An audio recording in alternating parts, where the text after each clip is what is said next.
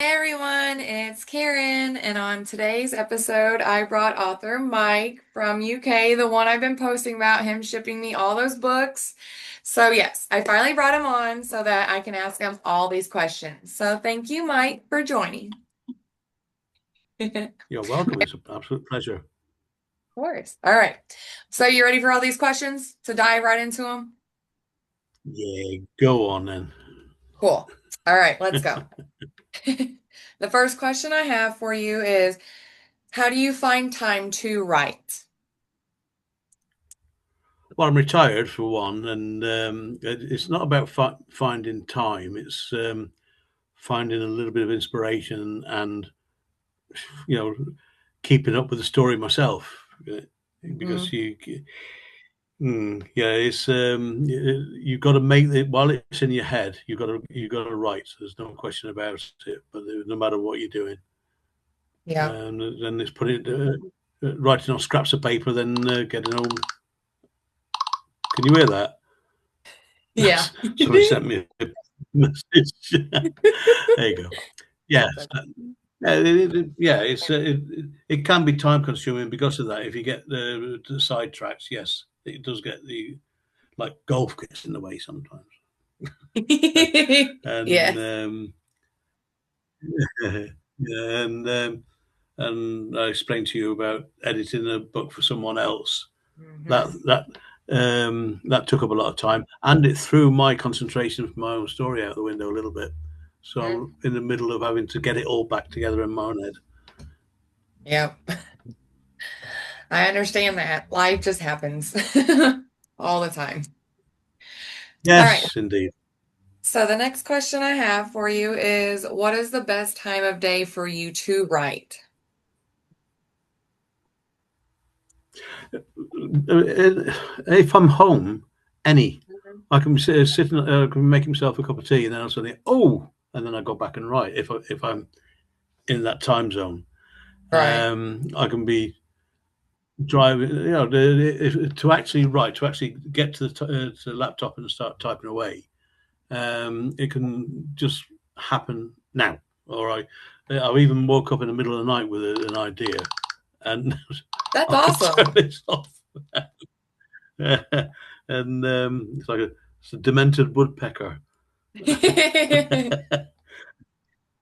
And there we go.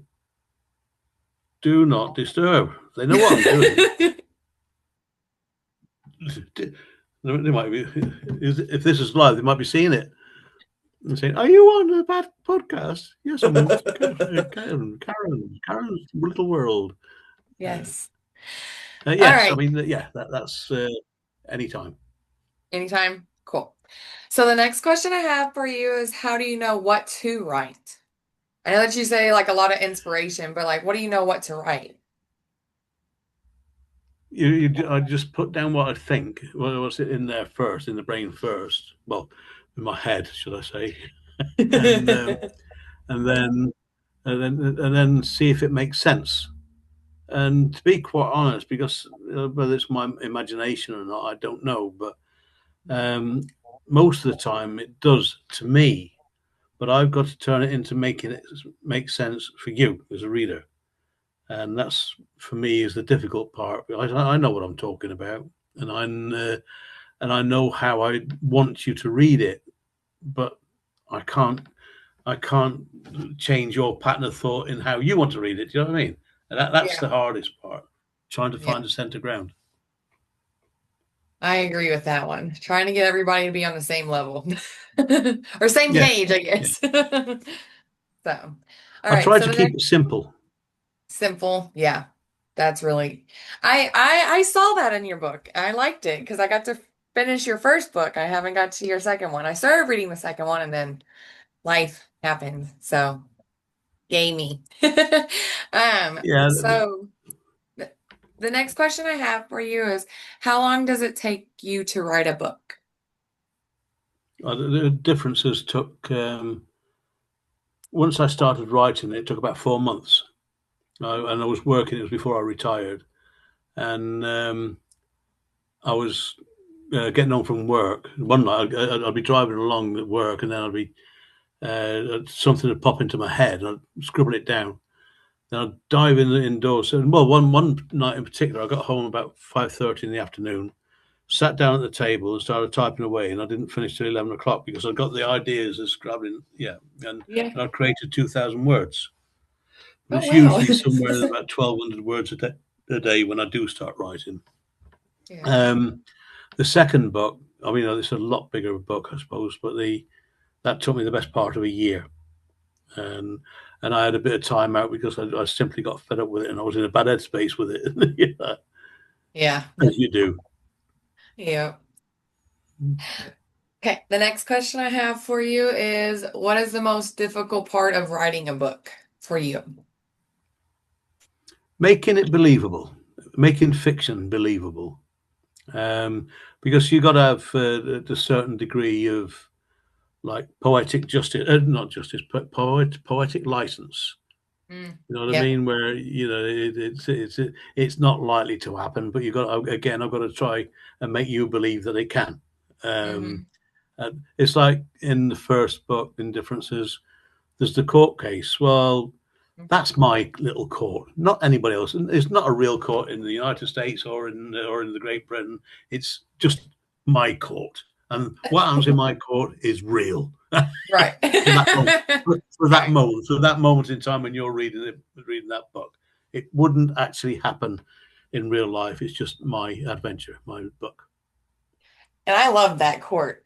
I liked it. That book, oh my gosh. I literally, like I told you, I could not stop. I couldn't put it down. Like even at work, I know I'm stitching myself out, but even at work, it was hard to put it down. So it was hard to actually work and want to be working whenever I was just reading differences because I was just so into that book. Like I wanted to know what was going to happen. Like what's going to happen in the next chapter? Oh, well, do they get together? Does she like other stuff? Like I'm not going to give a lot of details, but you know, I had a lot of questions, but everything unfolded perfectly for me, so I liked it.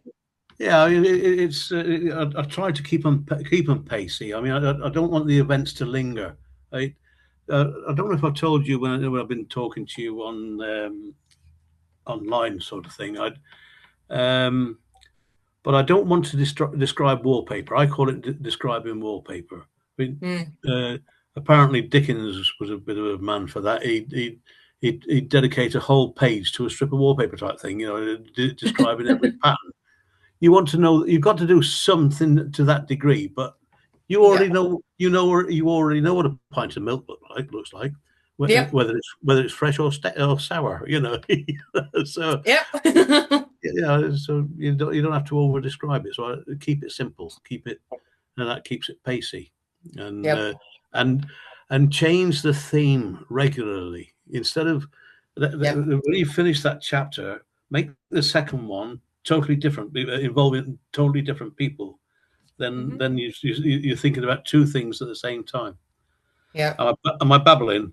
No, that I'm literally, so you're saying what I've been thinking the whole time because I was like, because how you just said, well, the first chapter and then the next chapter has got to be about something else. And then you're like, well, that makes you start thinking about two different things.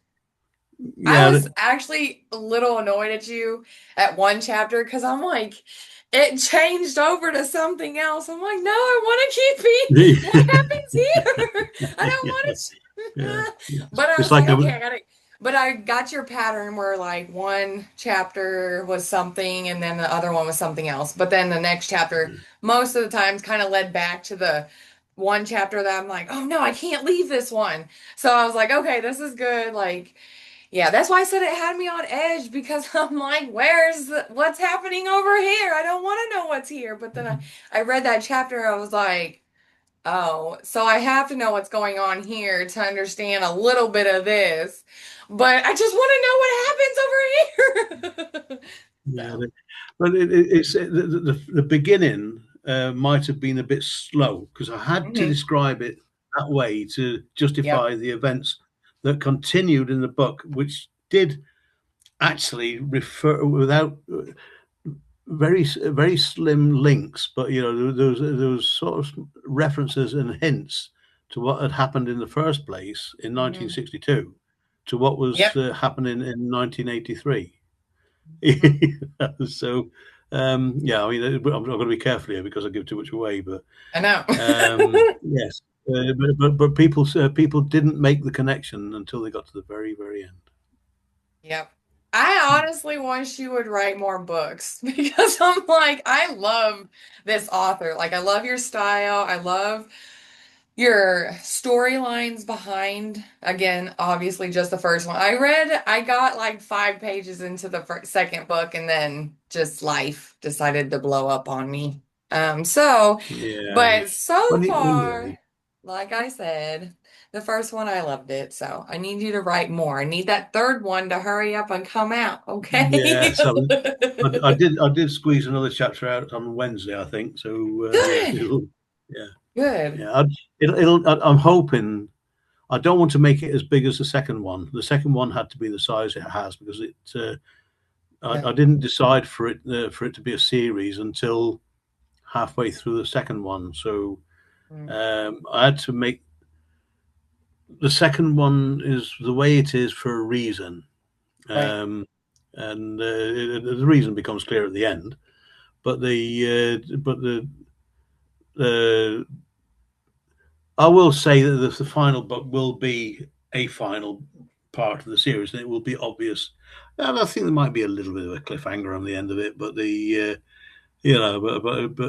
essentially it'll be the end. good.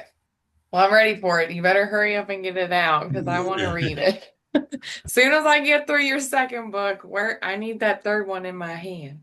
So, Yeah. all right, let's start getting back to these questions because our time's, ticking away as usual. So, the next question I have for you is, did you self-publish or go the traditional route, and why? Self-published because it's a fact that only about 2 or 3% of people authors that attempt to go down the traditional route get accepted. I'm a bit political about it, really, because I think it's unfair because they look for the absolute perfection. They look for the written word. They still live in Shakespearean times where it's got, well, not Shakespearean, but necessarily, but you've got to be word perfect, Oh, yeah. grammatically absolutely spot on.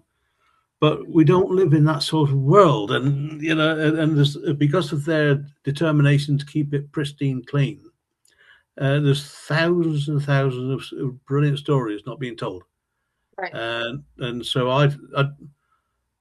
I'm in love with differences like you are. I mean, I like the idea of the story even now, and I could read it again myself. And I've read it 1,000 times, and I could still read it. It sounds big-headed, perhaps, but I am proud of it, and I have re-edited it a couple of times just to make it a little bit less amateur. But it's still raw, and it's still me, and it's still how can I say it? It's basic writing from an average person, and I want that to come through. And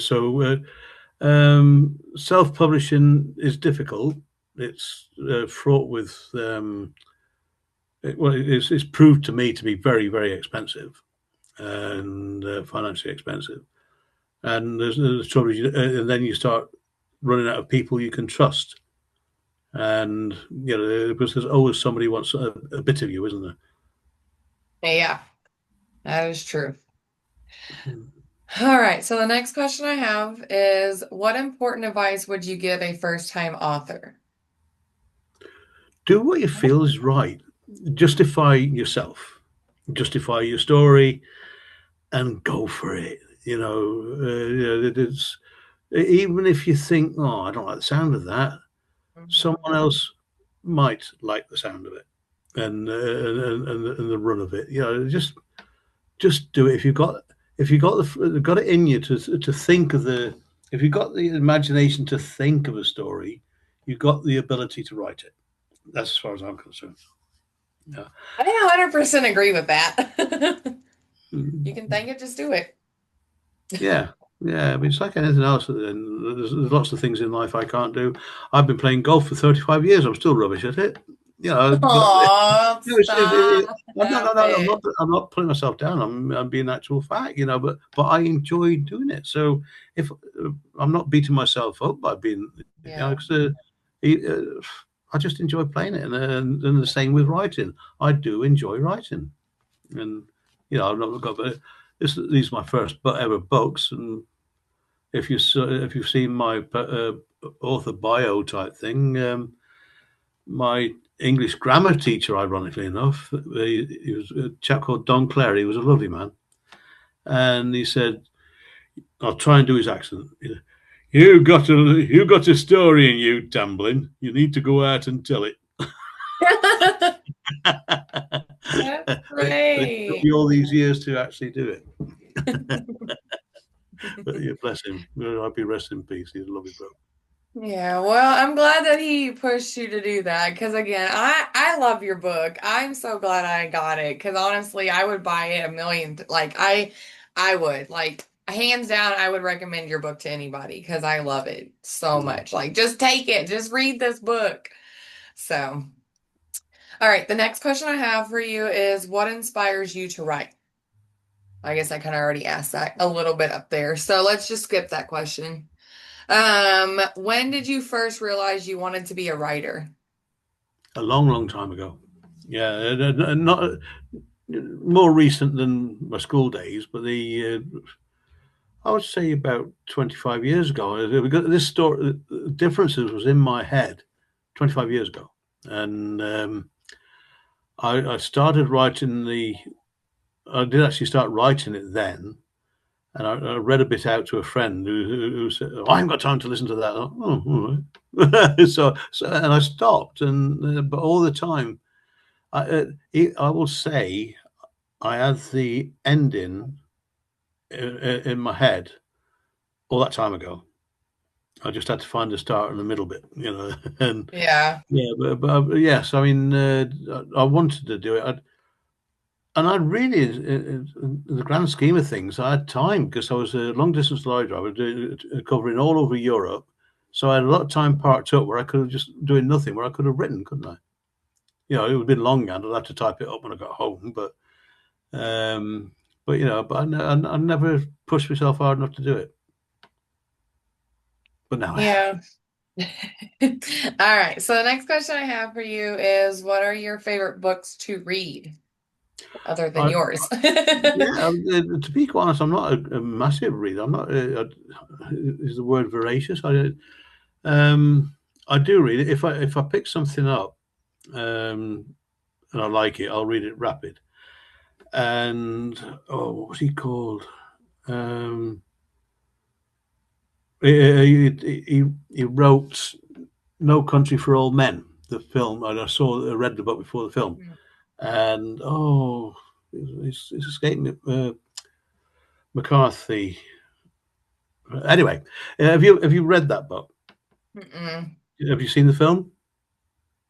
No, it's The both. kind of book, the kind of books and stuff I read is like fantasy. So Lord of the Rings, vampires, Oh yes, yes. werewolves, Stephen King, and all Stephen King's books. I'm still kind of stuck a little bit on like my teenage books that came out. I don't like the new teenage books. I'm like, that's No, I gross. didn't say But anything on that. like Ellen Hopkins for a teenage book, and then yeah, stuff like that. When I was in elementary, I would read fairy books. So you gotta realize I'm a Well, fantasy that's what I girl. enjoy I about love, your Instagram. I love the personality that you project, and I'm not being yeah. rude when I say this. I think it's wonderfully wacky, and and I Thank think it's you. brilliant. I really do. But Thank you. yeah, this chapter, there's also an author called Anthony Doerr, and he Hmm. wrote a book about a blind girl in World War II, and it was called All the Light We Cannot See, and it was a stunning book. It's bigger than my The Truth Will Out, and I read it in about 3 weeks. Which is for me is very very quick for a book of that size. And then I look forward to his next offering. He came out with Cloud Cuckoo Land, and that was a huge book. He said it was shorter than the previous one, but there was so simple. It put me off because I couldn't get it. I couldn't get into it properly, and it took me 18 months to read it. But the trouble is with them, I've forgotten about the characters a little bit, so I had to keep going back, and that was becoming Yeah. laborious. And I just couldn't get involved with the character. I couldn't find even midway through. I couldn't even see where he was going with it. And you need to have that. I couldn't even invent a scenario of my own to see where he was going with it, and which is a Yeah. shame because he's a great writer. Yeah, but that's the sort of thing. And yes, I've read a couple of Stephen King's, obviously The Fog, and was it called The Rats or something? One about Oh yeah, the rat. I haven't read it. I yeah, I've watched that though. The only Stephen King books I've read so far is like Under the Dome, it's the old version and the new version. And then this, I'm working on a standstill. I started it back in 2020 when we had COVID. Because No, I was like, but again, life happens. So I had to put books down and I had to find a big girl job. So that took a lot more focusing and stuff than I mm, could. And then on the weekend and stuff, I would just be so drained from my big girl job. I'm like, I can't even read right now. So, but yeah, I'm almost done. I have like, maybe almost 200 pages ish yeah, left to go. yeah, So, but yeah. yeah. Yeah, I haven't read The Fog or The Rats. The one thing I will not read because I was forced to watch The Mist as a child. Oh, what's the And name of this? Yeah, yeah. yeah, Jamie I Lee now I'm Curtis. like, yeah, I can't do it. I can't do it. I'm Mm, like, that scares me. So when you said The Fog, I'm like, oh my gosh, is that like The Mist? yeah, Please yeah, don't be like that. So, but yeah, yeah, I like the Rats movie. Like I said, I think it was fairly put together well. I mean, it's Stephen King, so we can't judge. We can't do much with that. So, yeah. But yeah, he did. that had a cliffhanger ending, as I seem to remember. I know. Like, Mm, no offense. I hate people who does cliffhangers, like unless they're gonna actually pick up the story mm, later. Like I don't know. Like because there's so many things that could go on. Like I don't know. mm. I've always called myself because I grew up watching Curious George and I love monkeys and gorillas and stuff. So I always call myself, I'm just Curious George over here right now. Where's the rest of the book, guys? So, Mm. but yeah. So, all right, let's get back to these questions. How important are book reviews? Well, apparently they're of paramount amount of importance. Um, Amazon probably allegedly don't feel that below. I'll start that again. They feel that below 50 reviews per book is not enough. You need more than that. They don't have to be. I don't think they have to be absolutely perfect. It's just reviews. You've sold enough books for people to.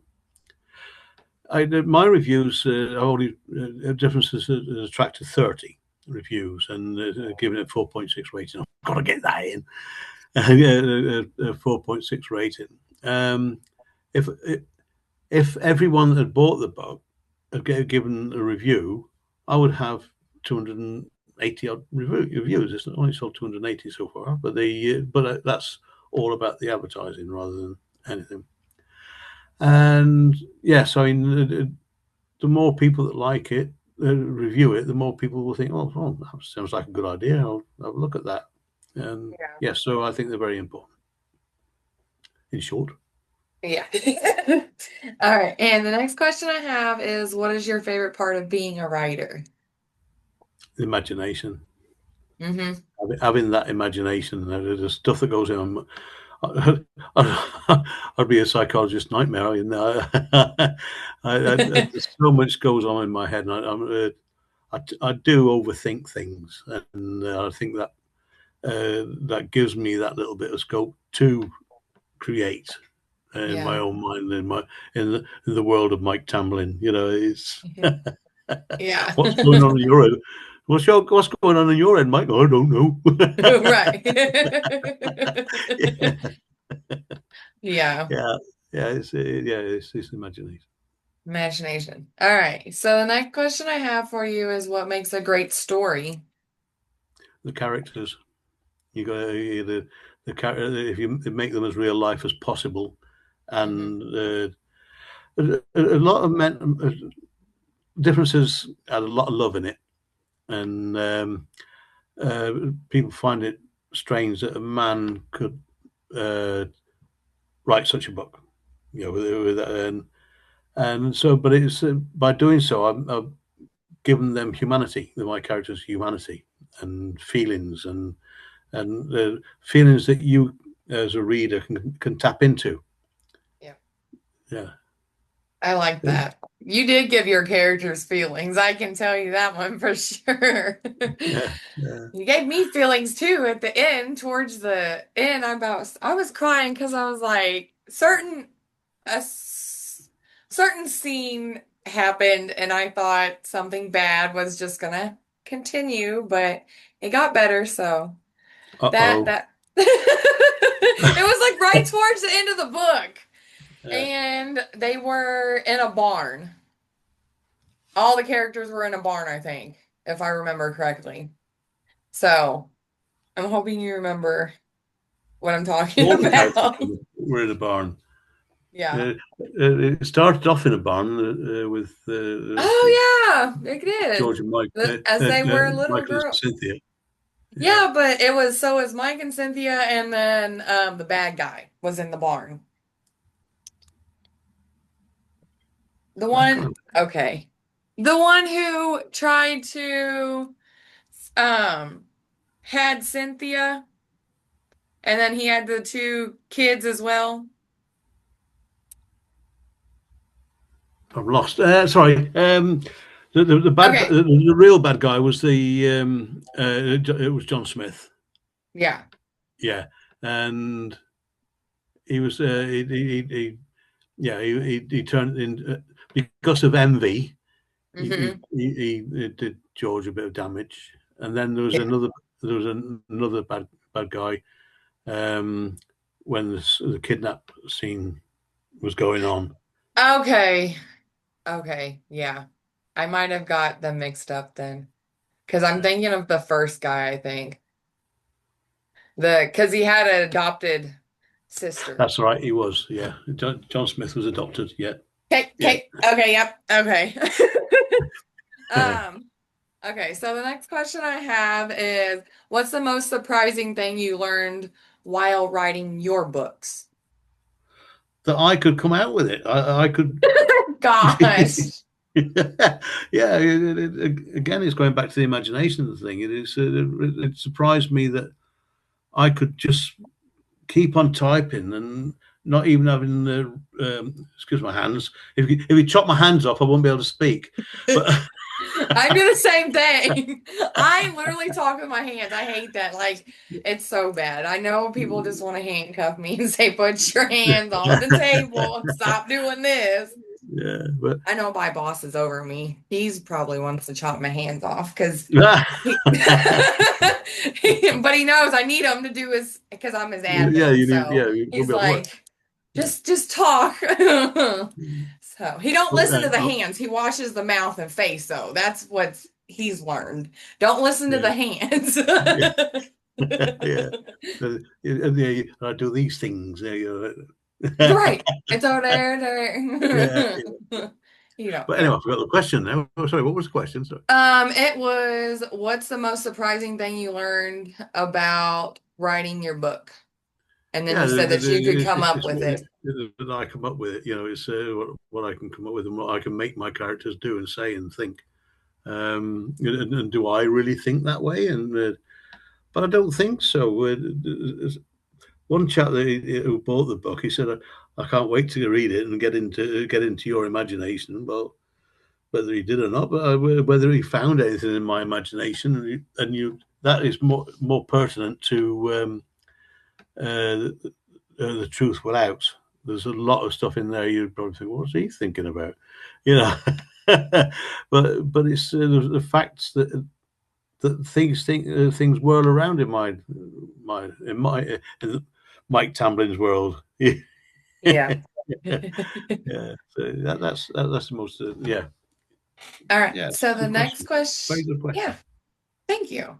Okay, I have one more question, and then I have a surprise question I'm going to bring up as usual. So the last question I have is, how do you handle writer's block? Put up with it. Suck it up, Buttercup. Yeah, it is frustrating. I mean, is if you've got if I do, which is quite often, come up against a brick wall, it's no good me trying to write stuff to break my way through because you're not doing what's in your mind. You're trying to force something, and I think if I carried it through, you would see where I had writer's block. Probably is mental, but the Same if thing. yeah, you would see that I was struggling at that point because what I've Right. just written is totally worthless and it's not appropriate to the story, or it's just a bland part of the story. And I think yeah, you've got to, if you've got writer's block, just walk away from it and wait till it comes back. That's what can be time consuming.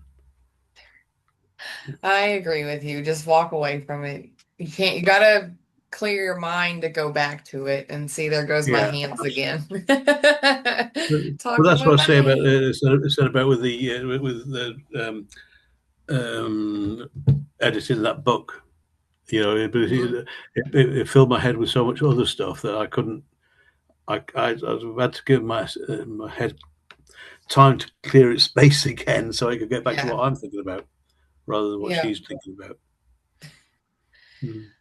Okay, so thank you for answering all my pre-questions I've sent to you. So the surprise question is, besides your third book, are you going to do any upcoming like events or like are you going to write any other books or do you have any surprises for us? I think I will write a book along a different theme. I'd try and change it totally and utterly. Um, I, going back to an earlier question, I read, I think, the first Terry Pratchett, Oh. and then I read the second Hmm. Terry Pratchett, and I felt like I'd read both books. The first one again, you know, when I read the second one, I felt like I'd read the Right. first one. You know, then that will upset a lot of Pratchett fans, but Yeah. I I don't want to do that. I don't want to do. That's why I don't want to carry on with the theme and differences because you know it's like turning it into a massive soap opera where you got no real end into it. And I Yeah. want I want. I mean, it's going to shock you. You might need the tears at one point, the tissue for your tears at one specific point. Maybe probably more, but one bearing in mind what you asked me just now, which I won't go back to. Yeah, I'd try maybe something a little bit more humorous. I entered a short story uh, thing 2 years ago, and it was about someone that's had a horse. His daughter had a horse, but he was a warlock. But he was on the streets. He was an average type of bloke, and he was a warlock. And the person that wanted to buy his daughter's horse said he was going to have it anyway, whether she liked it or not. And so he invited him round to have a discussion about it, a civilized discussion about it. And basically, he used his warlock powers over the bloke while he sat opposite him at the table, and he's not even realised it. And yeah, so it didn't win, but it was quite funny, and I think I could elaborate on that a little bit more if I. But a short story, but it'd be. I Right. think I could elaborate on that. I love warlocks, so heck yeah, I'm ready for that Yeah, yeah, book. yeah.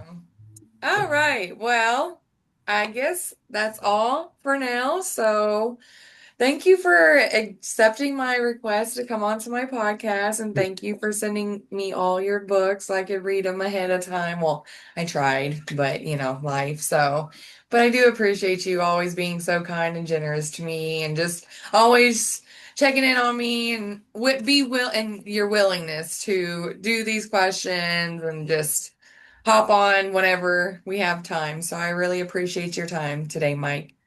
Oh, thank you. Okay, Karen, well, everybody now, Karen. It's okay. How many names do you want? Yeah, Yeah. it's okay. I get called literally everybody calls me everything but Karen because they're like, you don't look like a Karen. You look like a Hannah or a Megan. And I'm like, cool guys, I don't know. Just say whatever and look, as long as you're looking at me, I respond to anything now I've came up with. Because Well, my coworker the other day, she always calls me something wrong. I don't know, like I don't know why, but she tells me all the time. She's like, "You just don't look like a Karen. You look more like a," because she calls me Megan. My name's Megan all the time. I'm like, okay, so it's my okay. mum, bless her, isn't it? My thing was making noise, so I don't know what was going on. I couldn't hear you at all, so. Well, But anyways, I'm gonna finish this up so because the time's running out too. So what was you gonna say really quick though? say I'm the youngest of four, and my mum used to be talking to me, and she would say, "Isn't it Fred, Alan, Elaine, Michael? Even a girl's name got in before she got to my own." Oh my God. I'm sorry. She's a lovely woman, my mum, bless her. But Yeah. yeah. But Anyway, yeah, thank you very much. I really enjoyed this, and I will keep on talking to you on Instagram because I like your sketches. I think I like what you put up and what you do. I try sometimes, when I You- have time. I hope all your followers enjoy you as well. You're good. Thank you. So, all right, everybody, I will drop all his links and stuff down below as usual. So if you want to reach out to me or him for his books or any of his new upcoming events, if you're going to go to any in the UK, because again, not everybody I have on here is from the US. You got to remember that, guys. Sorry. I love to adventure out. That's me. So, Yeah. but if you want to fly over to the UK and if he's got Never anything say going die. on, right. Never say So, well, again, thank you, everybody, and thank you again, Mike, for coming on. Have a good rest of your day, everybody. Bye. bye, Karen.